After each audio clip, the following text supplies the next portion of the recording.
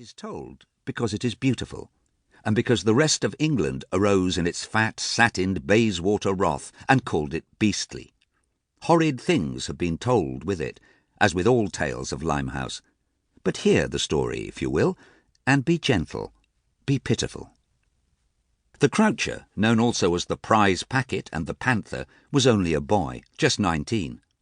And when he quitted the ring one Saturday night at Netherlands after a heavy and fast 15 rounds in which only the gong had saved his opponent from the knockout, it was with a free mind, careless of the future, joyful in the present.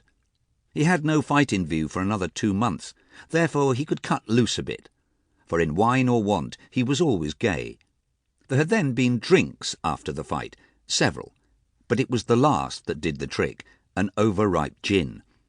It had made him ill, and he had slouched away from the boys to be ill quietly.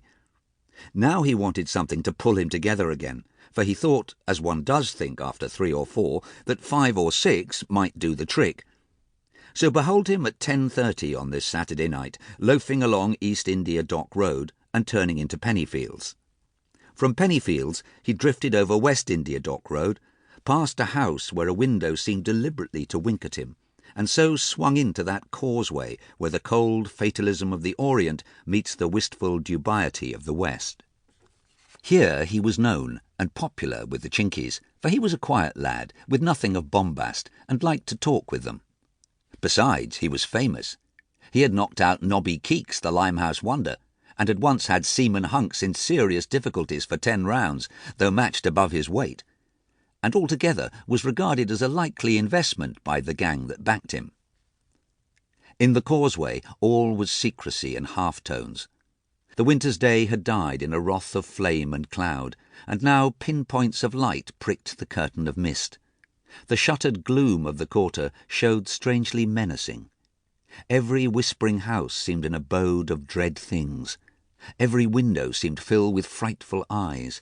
Every corner, half lit by the bleak light of a naked gas jet, seemed to harbour unholy things, and a sense of danger hung on every step. The causeway was just a fog of yellow faces and labial murmurings.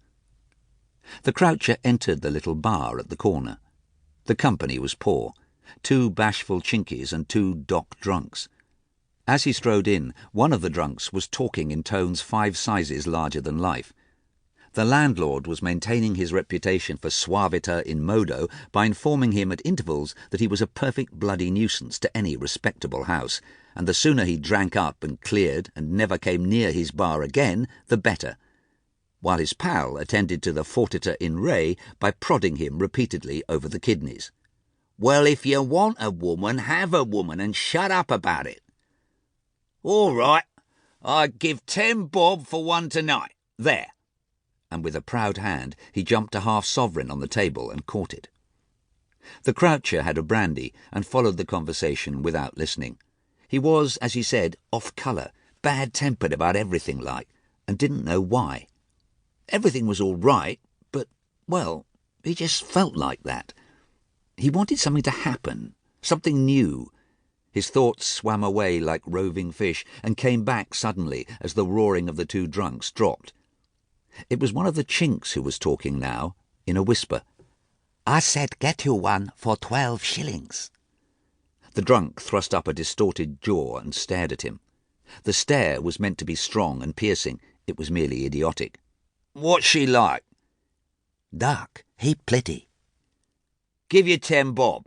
"No, 12 shillings. Nice girl." "Where's she come from? How long you had her?"